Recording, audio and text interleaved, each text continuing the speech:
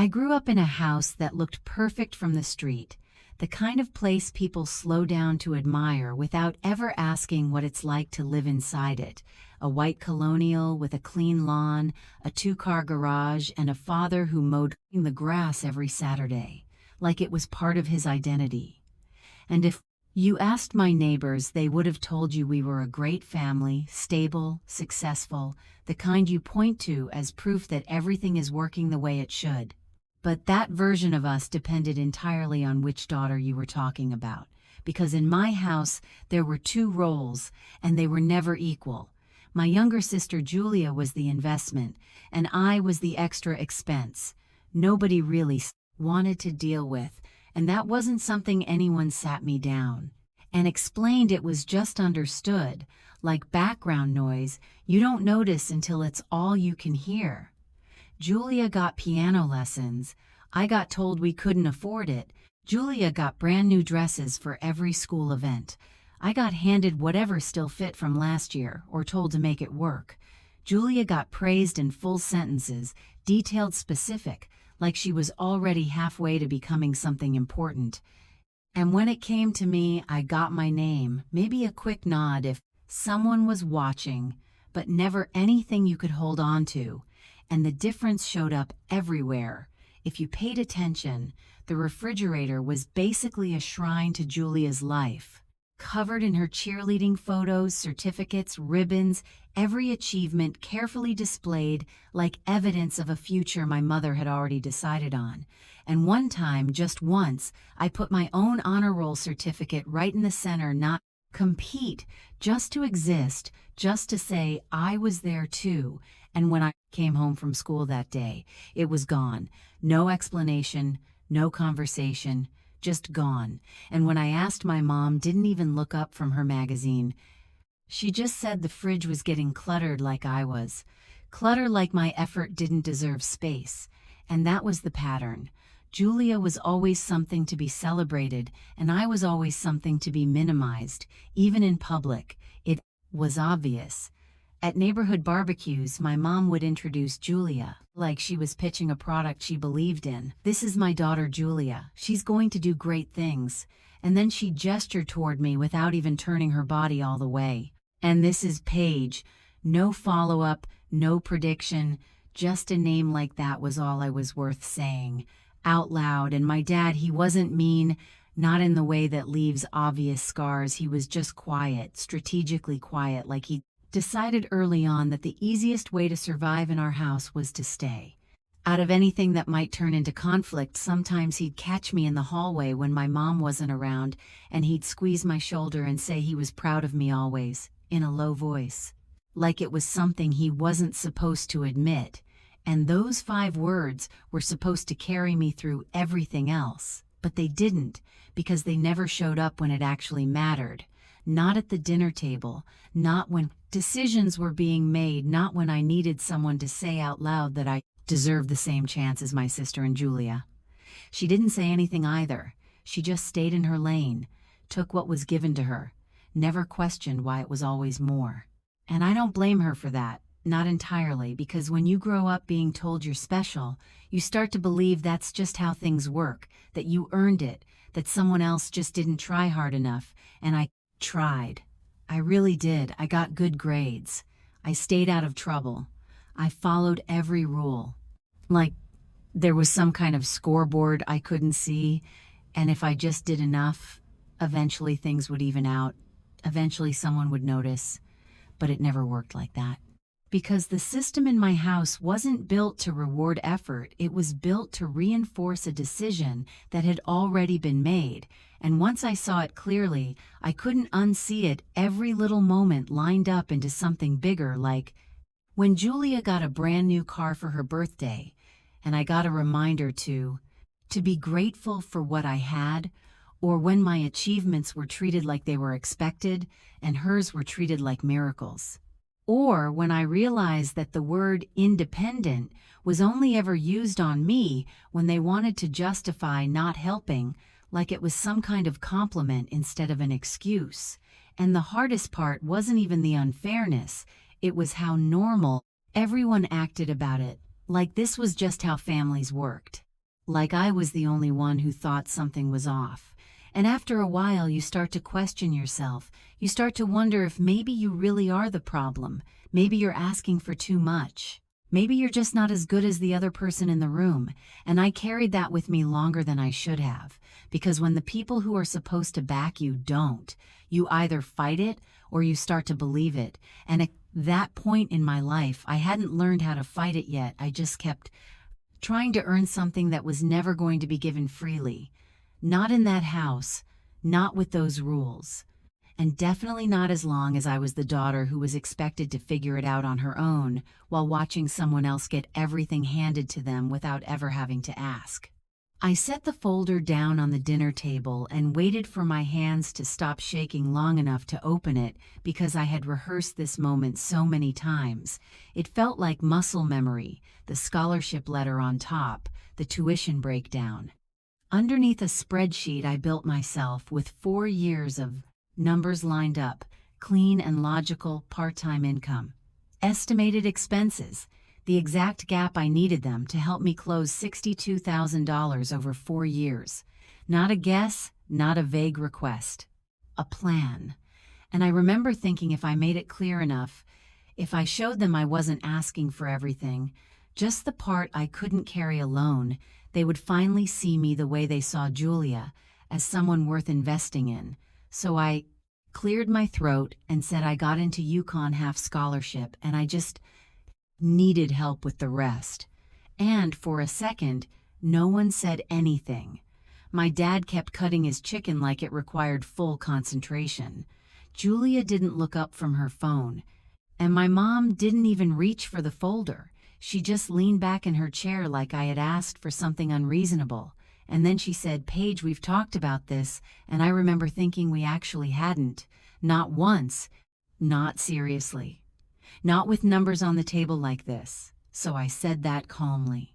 Because I had promised myself I wouldn't get emotional, and she waved her hand like details were beside the point, and said I needed to learn independence, like it was a lesson she was proud to teach.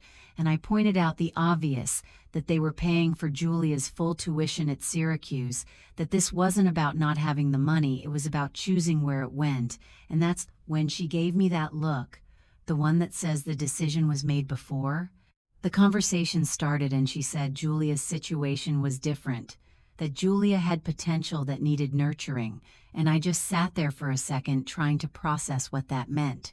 Because I had brought proof of my potential grades, acceptance, a plan, and somehow it still didn't count, and I looked at my dad because if there was ever a moment for him to say something, this was it, and he didn't even look up. His fork just kept moving, like he was determined to finish his dinner, before acknowledging what was happening in front of him.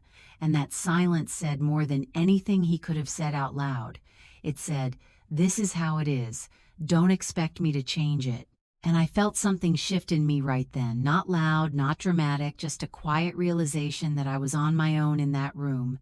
And I tried one more time. I pointed to the numbers, explained that I already had half covered, that I was willing to work, that I just needed the rest to make it possible.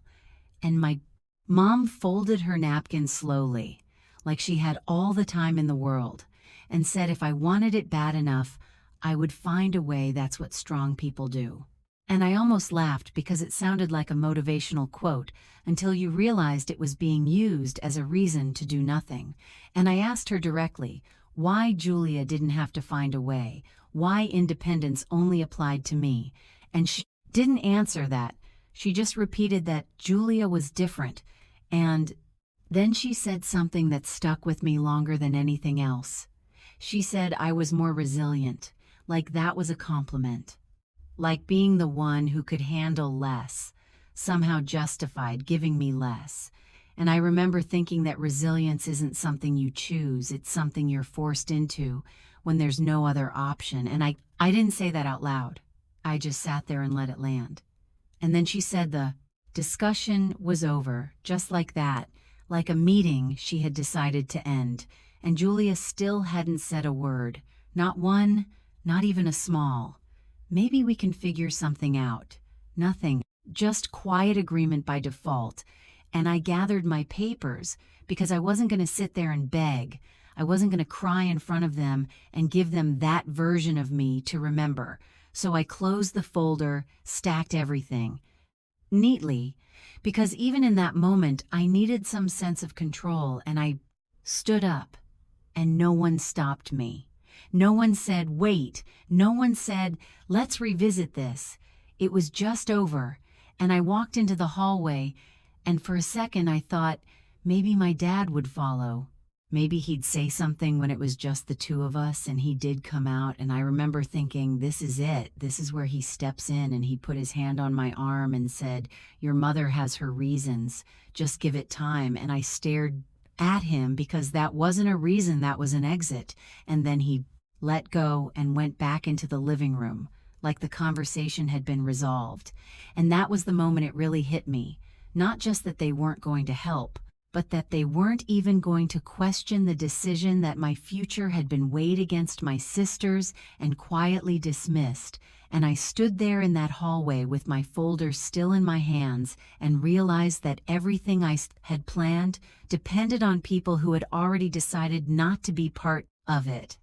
And that was the inciting moment. Not loud, not dramatic, just a clean break between what I thought my life was going to look like and what it actually was. Because up until then I still believed that if I worked hard enough, if I proved myself enough, eventually things would even out. But sitting at that table hearing those words, watching my dad say nothing, I understood that there was no version of this where they changed their minds.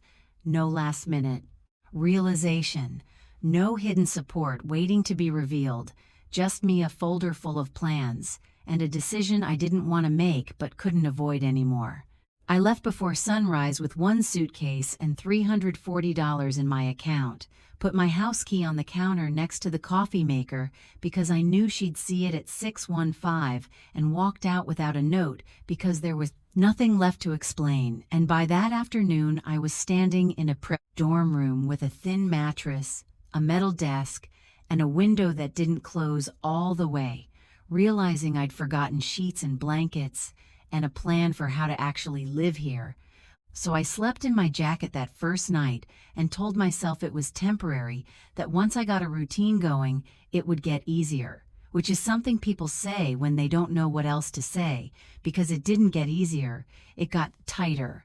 Like everything in my life was scheduled down to the minute, and still not enough. Within a week, I had 3 jobs: dishwasher at an Italian place off Main Street, overnight cashier at a gas station on Route 44, and weekend cleaning crew for the residence halls.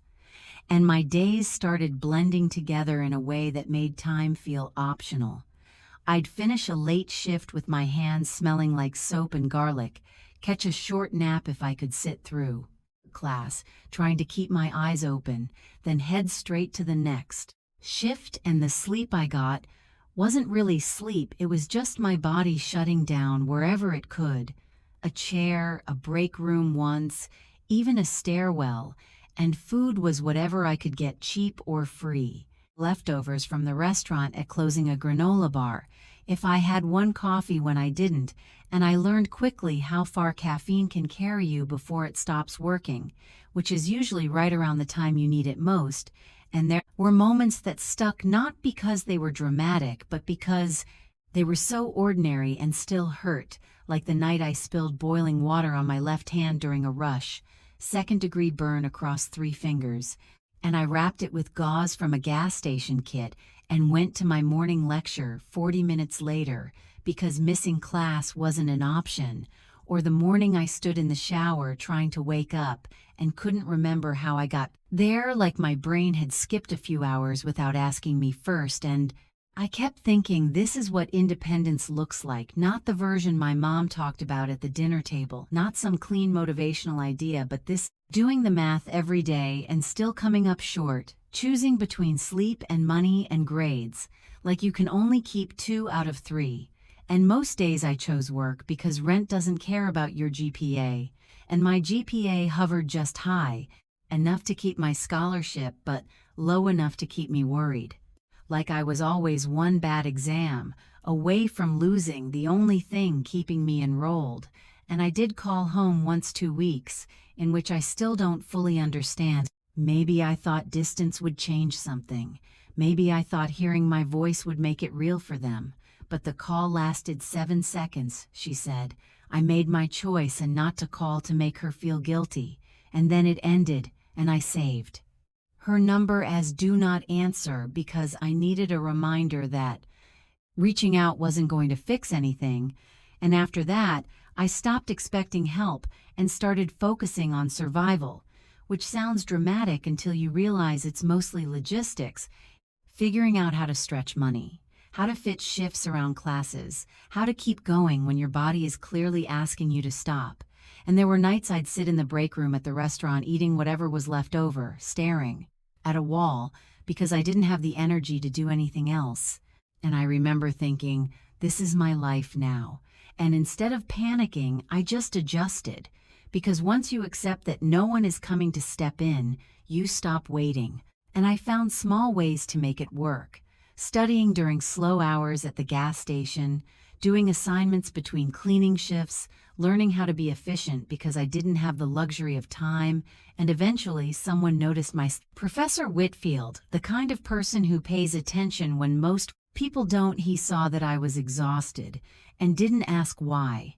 In a way that felt like pity, he just said I needed a better system and handed me options, research work, paid flexible hours, something that replaced my overnight shifts. And that one change didn't fix everything, but it gave me a little room to breathe. And when you've been running on nothing, a little room feels like a lot. And I kept going not because I felt strong or inspired, but because stopping wasn't an option. And there's a difference between resilience as a concept and resilience as a habit.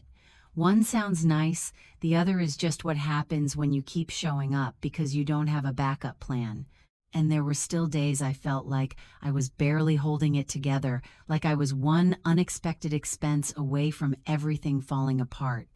But I learned how to operate inside that pressure, how to keep moving, even when I was tired, even when I was hungry, even when it would have been easier to quit. And I didn't think about proving anything to my family anymore. I didn't have time for that. I was too busy making sure I could afford next week.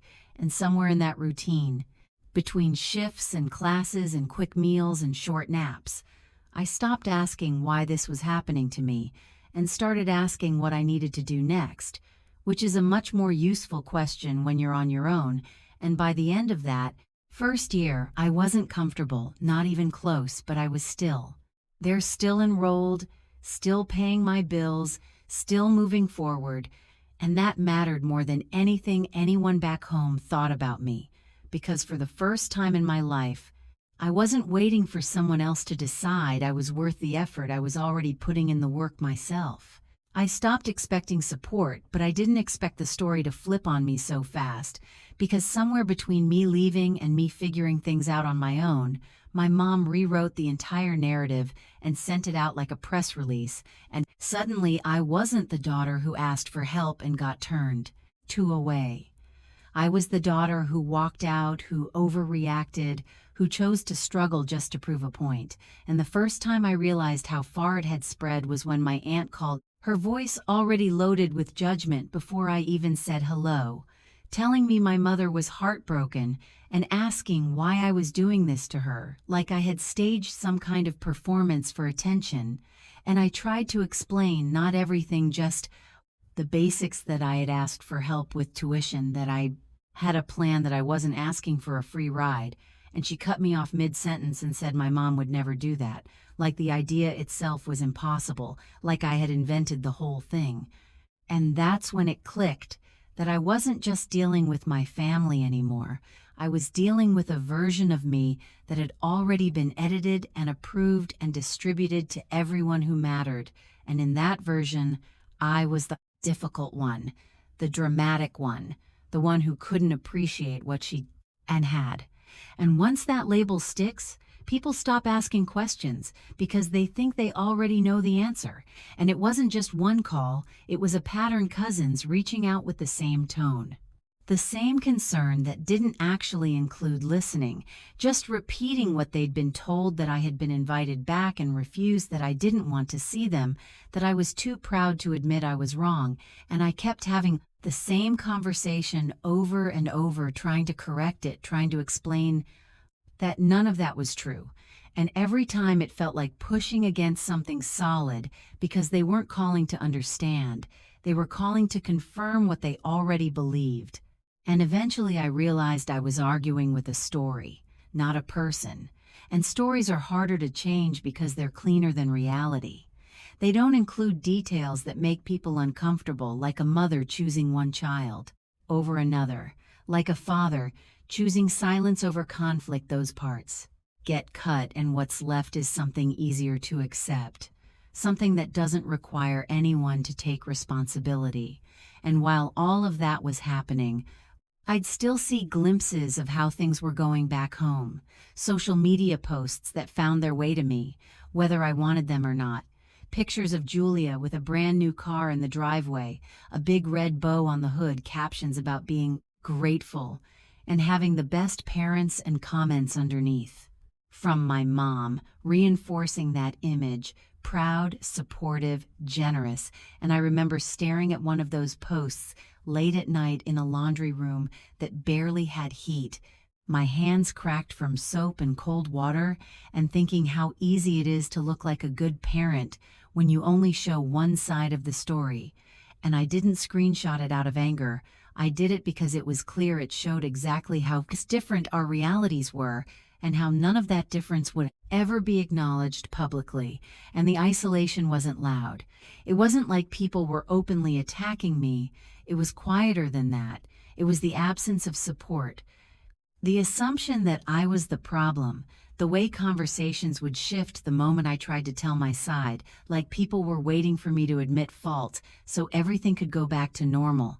And when I didn't, when I kept saying no, that's not what happened. The distance grew, calls, stopped messages, got shorter. And eventually I was just not part of things anymore. Holidays, I wasn't invited to family gatherings where my name came up only as a concern or a cautionary tale. And what made it harder was knowing that if I walked back into that house and apologized, even for something I didn't do, most of it would probably go away. The story would adjust just enough to fit me back in.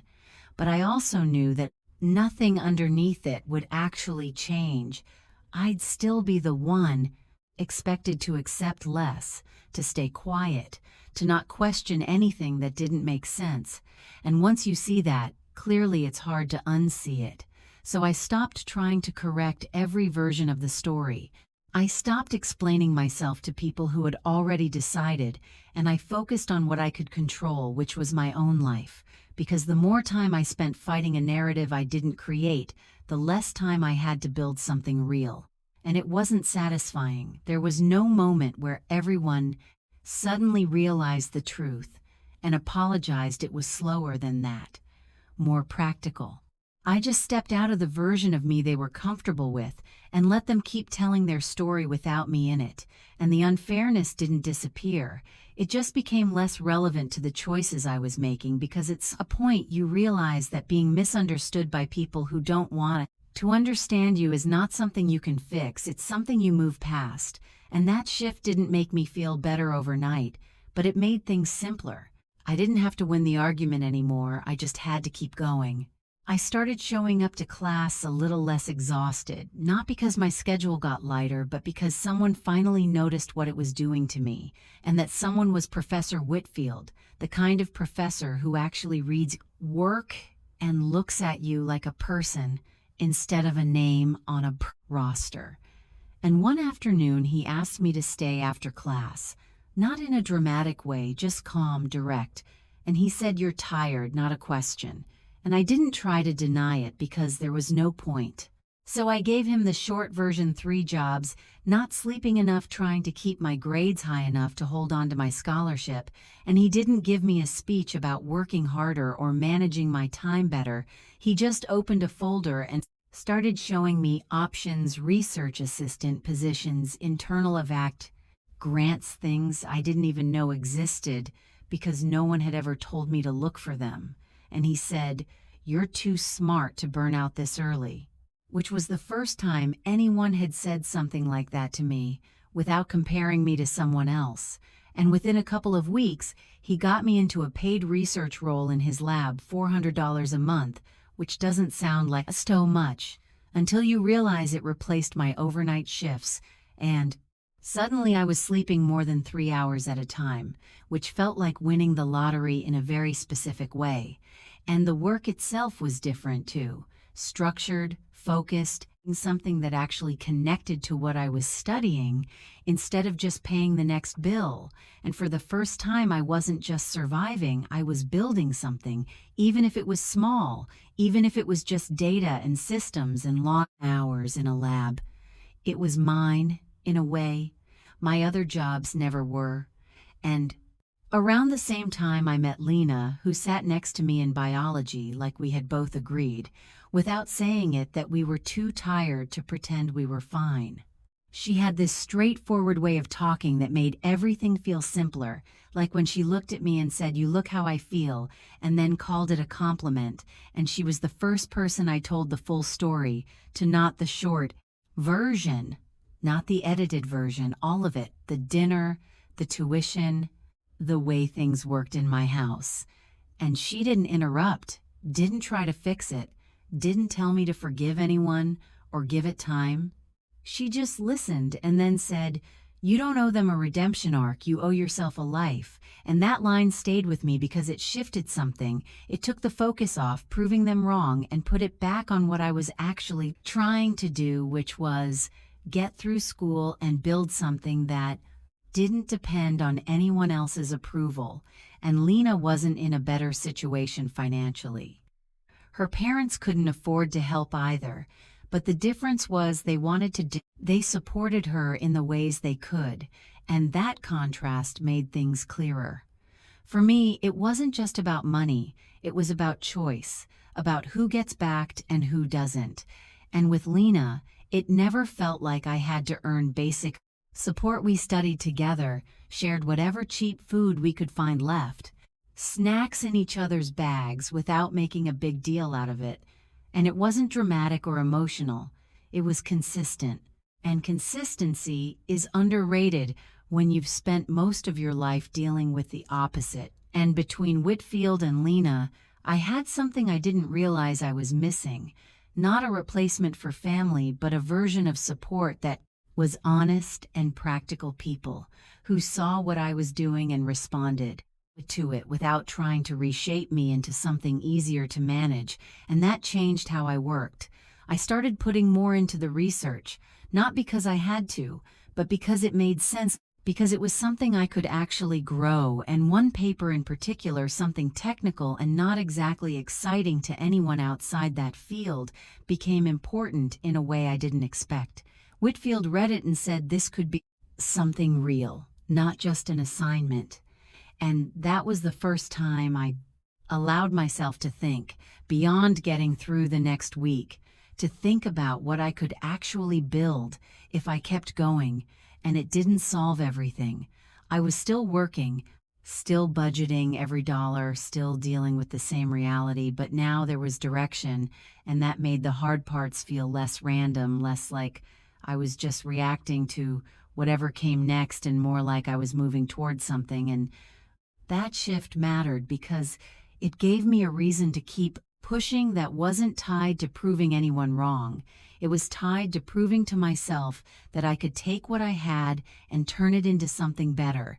And I didn't say any of this out loud at the time. I just kept going. Showed up to the lab, showed up to class, showed up to the small routines that started to feel like progress instead of just survival. And for the first time since I left home, I didn't feel completely alone in it. I had people who saw me clearly and didn't need me to be anything other than what I already was, and that was enough to change everything that came after. I kept building on that research long after the class ended, turning late nights in the lab into something more concrete, and by the time I graduated, I wasn't just holding a degree. I had an idea that actually solved a problem I'd seen up close. Small clinics, drowning in paperwork and outdated systems because they couldn't afford the big enterprise software. So I took the first job I could get as a software analyst at a small health tech firm outside Hartford. 12 employees, cramped office, bad coffee. But it gave me exactly what I needed: exposure to real systems, real clients, real problems that didn't care about theory. And I learned fast because I had to fixing things. No one else wanted to touch writing code that had to work because people depended on it. And within a couple of years, I was getting promoted, taking on more responsibility, and quietly sketching out my own version of what this could look like if I built it from the ground up. Not as a side project, but as something real, something I owned. And when I finally decided to do it, it wasn't a big dramatic leap. It was a calculated risk, with numbers on a spreadsheet, savings I had built slowly, a small loan I qualified for, and a plan that made sense on paper, even if it felt unstable in real life. And I named it MedBridge Solutions because it sounded like what it was supposed to do: bridge the gap between small clinics and systems they could actually use. And the first year was exactly what you'd expect.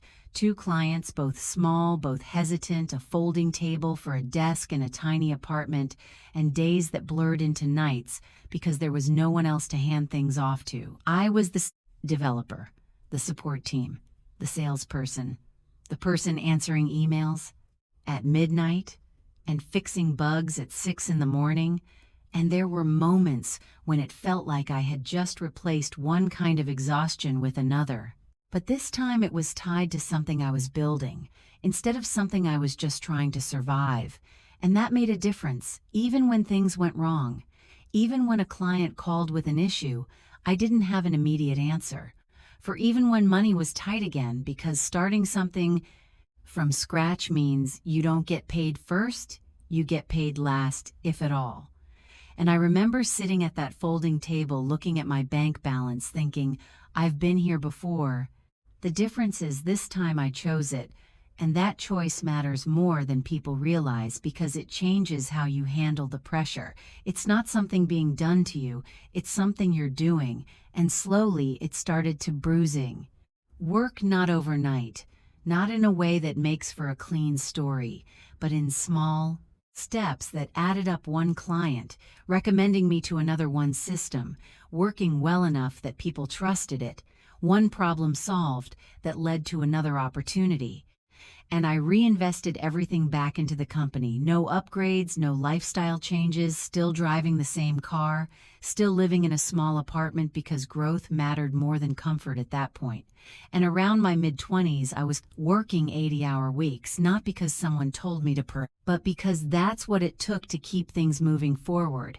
And I had a brief engagement during that time that didn't survive the schedule, which wasn't surprising in hindsight, because building something like this leaves very little room for anything else. But what stayed was the work, the structure, the system I was creating, piece by piece. And by 26, we closed our first major funding round, $4.2 million, which sounds like a milestone. And it was, but it also meant a new level of responsibility. More employees, more clients, more expectations. And I hired carefully because I knew what it felt like to be overlooked, and I wasn't going to build a company that operated the same way, and suddenly I wasn't doing everything myself anymore. I had a team, people who were better than me in specific areas, which is exactly what you want if you're trying to build something that lasts. And we moved into a real office, nothing flashy, just functional, but it meant we were no longer operating out of a living room. And the platform itself kept improving. Onboarding times dropped, systems integrated more smoothly, and small clinics that had been struggling started running more efficiently, which is the kind of result that doesn't make headlines but matters in real life. And then came the bigger opportunities, contracts that would have been out of reach a few years earlier, including one with a regional clinic network that was expanding fast and needed exactly what we were offering. And I remember sitting in that meeting, realizing that the thing I had started from a research paper and a folding table had grown into something people were willing to trust at scale. And that moment wasn't about proving anything to my family. It wasn't about going back and showing them what they'd missed. It was about recognizing that everything I had built came from decisions I made when there was no safety net, no guarantee, just a series of choices to keep going even when it would have been easier to stop. And that's what success looked like to me. Not a single event, not a number on a check, but the accumulation of all those small decisions that added up to something real. Something I could stand behind without needing anyone else to validate it. And by the time everything started to stabilize, I wasn't the person who had left home with a suitcase and $300 anymore. I was someone who had built a company from nothing and learned how to operate in a world that never made space for me, and that shift didn't happen all at once. It happened gradually through work, through failure, through adjustments, and through the simple act of showing up every day and doing what needed to be done even when no one was watching.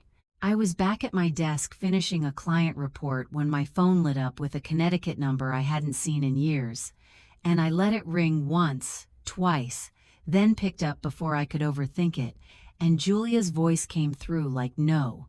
Time had passed, casual, slightly rushed, asking how I was like. We had just spoken last week, and I didn't match the tone. I just asked what she needed, because that's what it was, and she got to the point quickly, said she needed a favor, financial, $8,000 she'd pay me back. She couldn't ask Mom and Dad, they couldn't know, and I asked what it was for, not aggressive, just direct, and she said it was complicated, which usually means it's something you should understand without details, and I said no, just like that, not dramatic, not loud, just clear. And there was a pause on the line like she hadn't planned for that answer, and then she hung up, no argument, no attempt to explain, just ended the call. And 30 minutes later, my phone rang again from an unknown number, and I already knew who it was before I answered. My mom didn't waste time either, went straight into how dare you refuse your sister after everything this family has done for you, which was interesting because we both knew exactly how too much that was. And I didn't argue, I didn't list out the past, I didn't try to correct the record again. I just ended the call and set the phone face down on the counter, because at that point I understood the pattern. The request wasn't really a request, it was a test, and the response wasn't really about the money, it was about control. And when I didn't follow the script, the next step was always the same escalation. And it came fast. Within a week, my phone started buzzing with numbers. I hadn't saved cousins, family, friends, people I hadn't heard from in years, suddenly very interested in my choices, all of them with the same version of the story. Paige has money. Now Paige refused to help her own sister. Paige has changed. Paige is selfish, and the wording was almost identical, like they had all been briefed from the same source, and I didn't need confirmation of who that source was. It was obvious. My mom had done what she always did, built a narrative that made her the victim and me the problem, and sent it out before I even had a chance to decide if I wanted to explain anything, and I could have called each person back. Could have gone through it again. Corrected the details, explained that Julia had called me first, that she said our parents couldn't know that something didn't add up, but I already knew how that would go. They weren't calling to understand, they were calling to reinforce what they'd been told, and engaging with that doesn't change it. It just pulls you deeper into it. So I kept my responses short, or I didn't respond at all, and that seemed to bother them more than anything. Because silence doesn't fit neatly into a narrative. It doesn't give them something to quote or twist. And then came the social media post, long, carefully written, vague enough to avoid direct confrontation, but specific enough that anyone who knew us would understand exactly who it was about something about children forgetting where they come from, and a mother's heart breaking. And it got the usual reaction: likes, comments, support from people who had one side of the story and no reason to question it, and Julia commented right at the top, supportive, aligned, reinforcing the same message. And I looked at it for a few seconds, not surprised, just confirming what I already knew, that nothing had changed. The roles were the same. The methods were the same, just updated for a different situation. And I didn't comment, didn't react. I blocked both accounts and went back to work. Because I had deadlines that actually mattered, and the contrast between those two worlds was almost practical. At that point, on one side, I had a company, a team, clients who depended on me to deliver something real, measurable, useful, and on the other side, I had a narrative I couldn't control and didn't need to.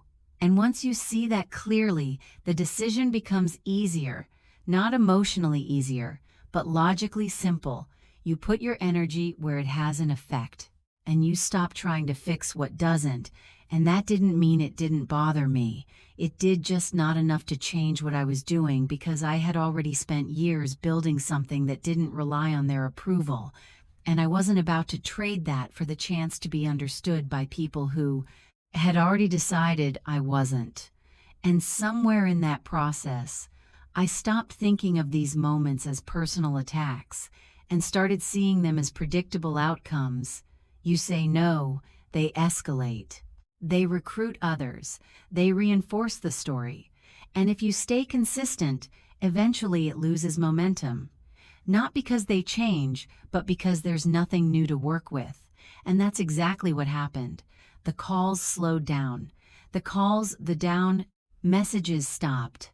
The post disappeared after a few hours. Probably because the questions started shifting in a direction my mom couldn't control, and I kept moving forward, not because I had resolved anything with them, but because I had already built a life where their version of me wasn't the one that mattered. I stepped out of the car and smoothed my dress, took one breath, and walked toward the entrance like I had every right to be there, because I did. Even if no one expected me to show up, and the place looked exactly how you'd imagine a wedding funded by people who care about appearances. White linens, string lights stretched between trees, a string quartet playing something soft that made everything feel more expensive than it needed to be. And for a second I just stood there taking it in. Not because I was impressed, but because it was familiar in a way I hadn't felt in years, the same kind of curated perfection my mother always aimed for.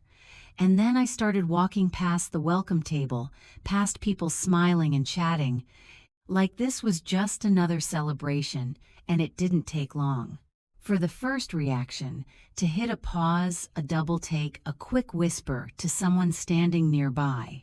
And then my aunt was in front of me with a glass of champagne, and that same expression she'd had on every phone call, surprised, but not in a good way, asking what I was doing there, like I needed permission.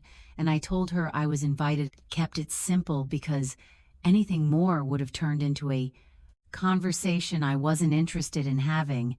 And she didn't argue, she just looked at me like I had disrupted something, and then moved away to report back to whoever needed to know. And that's when I saw my mother moving through the crowd like she owned the place, greeting people, smiling, touching shoulders, playing the role perfectly. And when her eyes landed on me, the smile didn't disappear, it just froze for a second, like her brain needed a moment to catch up. And then she walked straight toward me, pulled me aside behind a row of flowers, and asked what I was doing there in a tone that didn't match her public face at all. And I said I was attending my sister's wedding, which felt like the most obvious answer in the world.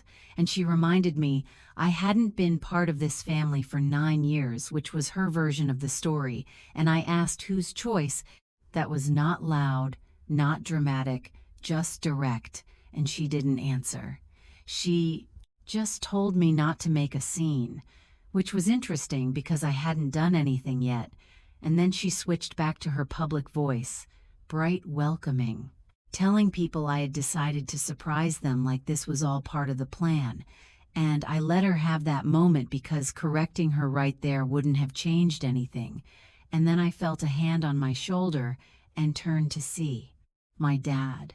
And for a second, everything else faded because he just hugged me. No speech, no explanation, just held on like he didn't know if he'd get another chance. And I stood there a little stiff at first because we hadn't done this in years. But then I relaxed into it just for a moment because it was real, in a way nothing else there was. And when he let go, he didn't say much, just nodded. And I nodded back because there wasn't a script for this either. And then Julia, too, appeared dressed in white, moving toward me with that same energy. Remembered, half genuine, half performance, hugging me like we were close again because people were watching, telling me she missed me. And I could feel the difference between what she said and what she meant. But I didn't call it out, I just congratulated her and stepped back. And my mother reappeared almost immediately, steering me toward a table in the back like it was placing something out of sight. And I sat down with people I didn't know near the catering entrance, far enough from the main table that I could see everything without being part of it. And that was fine. I didn't come here to be included. I came because I chose to, and because there was one other reason that mattered. Marcus was here, the same Marcus I had been working with on a deal that could change my company. And he had no idea who I was in this context. And that detail sat quietly in the background while everything else unfolded, and the event moved forward like it was supposed to. Drinks, conversations, speeches starting to line up. My mother moving through the crowd, making sure every interaction reinforced the same image she had built for years. And I watched it all from my table, not detached, just aware, noticing how easily people accepted what they were shown. Smoothly, the story held together when no one questioned it, and every once in a while someone would glance over at me, trying to place me, trying to match me to whatever version they had heard. And I didn't help them. I just sat there calm, because I didn't need to correct anything in that moment. And then I heard Marcus at the bar talking to a group of groomsmen, mentioning a major deal, mentioning a CEO flying in. And I knew he was talking about me without knowing it. And that was the moment the tension shifted. Not visibly, not yet, but internally, because two separate parts of my life were about to overlap in a way none of them had planned for, and I could feel it building, not like a sudden explosion, but like pressure increasing slowly, one conversation leading into another one, introduction waiting to happen, and I stayed where I was, letting it come to me, because stepping in early would have changed the timing, and timing mattered more than anything here.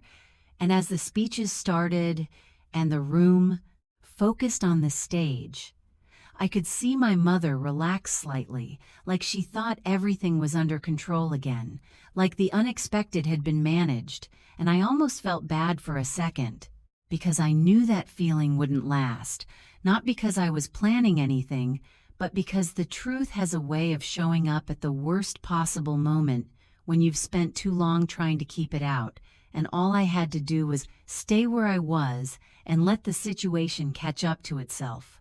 I stood up when I heard my name, not because I wanted attention, but because Marcus was already walking toward me with the kind of energy that turns a room without asking permission. And before I could say anything, his partner recognized me and said it out loud, my full name, the company, and suddenly, Marcus was looking at me like he'd just solved a puzzle he didn't know he was working on, asking if I was the same page he'd been negotiating with. And I said yes, kept it simple. And I watched the realization move across his face as he connected the last name, the invitation, the sister he had mentioned in passing, without details. And that's when my mother appeared again, trying to redirect the moment, saying I was just here to enjoy the wedding, not to talk business. But Marcus didn't follow that script. He turned to her and asked if she knew who I was. And before she could answer, he said it himself, CEO of Medbridge, the company they were about to sign a multi-million-dollar contract with. And for a second, her expression broke just a fraction, just enough to show she hadn't planned for this.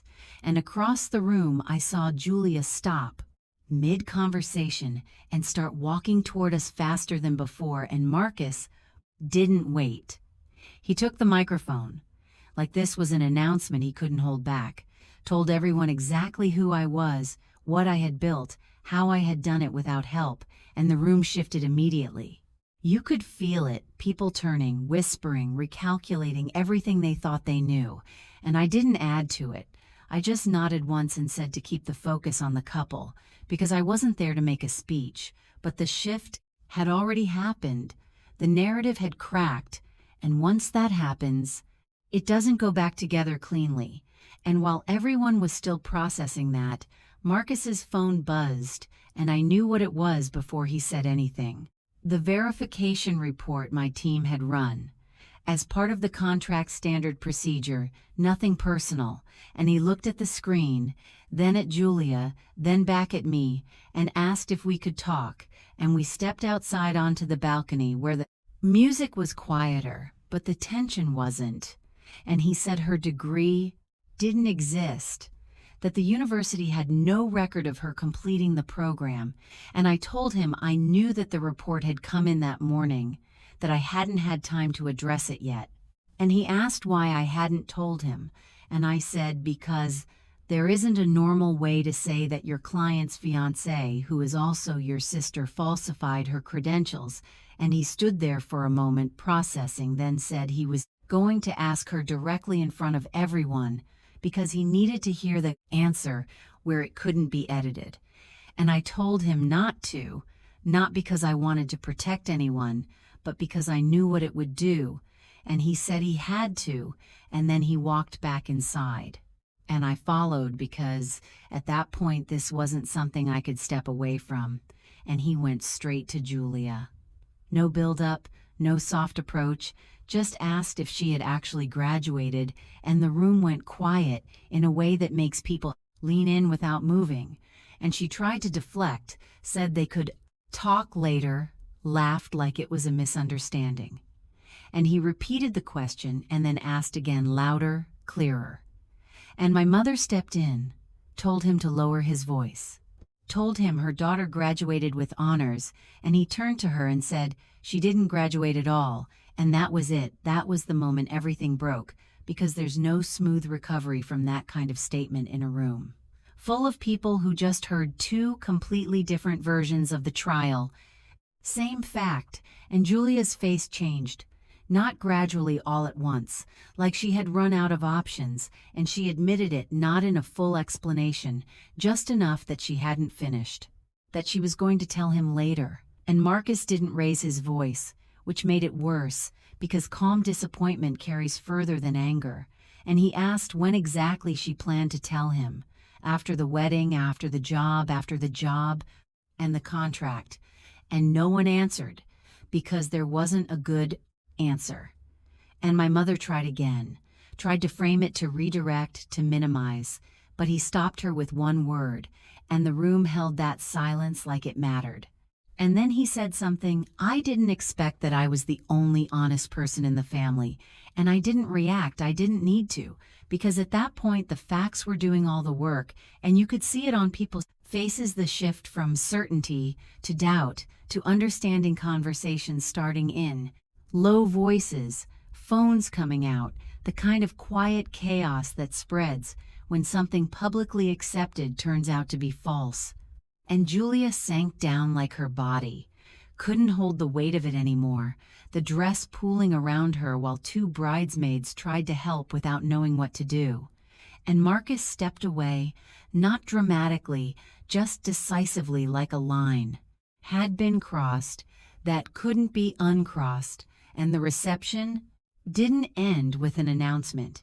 It ended with a series of small exits, people standing up, moving toward the edges, talking in groups, leaving earlier than planned.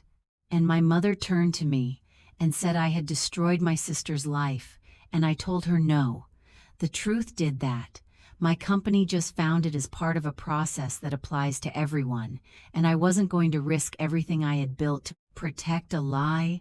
And she didn't have a response that worked anymore, not in that room, not with that audience, because for the first time, the narrative she had controlled for years didn't match what people were seeing in front of them. And once that gap is visible, it's hard to close again, and I picked up my bag and walked out. Not because I was overwhelmed, but because there was nothing left for me to do. There, the truth had already done what it needed to do, and it didn't need me to stay and explain it.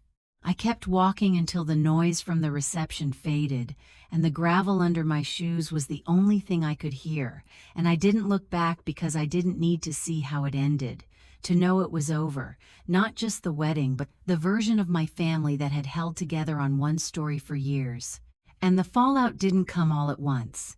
It came in waves, quiet at first, then steady. My phone, lighting up with messages that sounded different than before, less certain, more careful. People asking what really happened, some apologizing, some just trying to understand, and I answered a few, kept it simple, stuck to facts, because I wasn't interested in rewriting the story again. I was interested in moving forward, and professionally, things stayed on track. The contract went through my Bryson team, handled the implementation, the way we always do, clean, structured, no shortcuts, and Marcus kept everything separate, which I respected. He sent a short email, acknowledging what happened, and confirming we would continue working together, and that was enough. No need to turn it into something bigger than it needed to be, and personally the changes were more complicated. My mother tried once a long message about jealousy and betrayal that sounded familiar in tone, but weaker in effect, because the audience she had relied on for years had already seen something that didn't match, and when a narrative loses its credibility, repeating it doesn't restore it, it just highlights the gap. And after that she went quiet, which for her was a kind of retreat, not an apology, not an acknowledgement, just absence. And I accepted that for what it was, because waiting for her to suddenly change would have pulled me back into the same cycle. I had already stepped out of my father, started calling short conversations, at first practical topics, the weather, things around the house, like he was trying to rebuild something from the safest place possible, and I let that happen at a pace that felt manageable, not because everything was fixed, but because effort matters even when it's late, and I set boundaries clearly. No avoiding difficult truths, no pretending things didn't happen. And he agreed, which was new, and that was enough to keep the door open without forcing it wider than it should be. And Julia sent a message too, not immediately, but after some time, simple, direct, an apology without excuses, and I read it more than once, not looking for reasons to accept it or reject it, just letting it sit, because forgiveness isn't something you rush to prove a point, it's something you arrive at when you're actually ready, and I wasn't there yet, but I also wasn't holding on to anger the way I used to, because I didn't need it anymore. It wasn't fueling anything useful, and that was the biggest shift. Not what happened to them, but what changed in me. I stopped measuring my life against a standard that was never designed to include me. I stopped needing validation from people who had already shown me how they decide who gets it, and I started paying attention to what was actually in front of me. A company that was growing, a team that trusted me, relationships built on respect instead of expectation, and a routine that didn't revolve around proving anything to anyone else. And I noticed small things too, like sleeping through the night without replaying old conversations, or seeing a call from a familiar area code and not feeling that immediate tension. And those things matter more than any public resolution, because they're the real indicators that something has shifted internally. And when people ask if I feel vindicated, I say no, because vindication implies I needed them to be wrong for me to be right, and that was never the point. The point was getting to a place where their version of me didn't control how I saw myself, and that took time, more than I expected, and it didn't happen in one moment. It happened through a series of decisions, choosing not to engage when I knew it wouldn't help, choosing to focus on what I was building, choosing to set boundaries even when it felt uncomfortable, and choosing to let some relationships change instead of forcing them back into a shape that didn't work. And the result isn't perfect. There are still gaps, still things that aren't resolved, but it's stable, it's honest, and it's mine. And if there's one thing I've learned from all of this, it's that you don't need a dramatic ending to move on. You don't need everyone to agree on what happened. You just need to be clear about what you're willing to accept and what you're not. And once you have that clarity, the rest becomes a lot simpler. Not easier, but simpler, because your decisions start to line up with your reality instead of someone else's expectations. And that's what freedom actually feels like. Not loud, not obvious, just a steady sense that your life is yours to build, and that no one else gets to rewrite it anymore.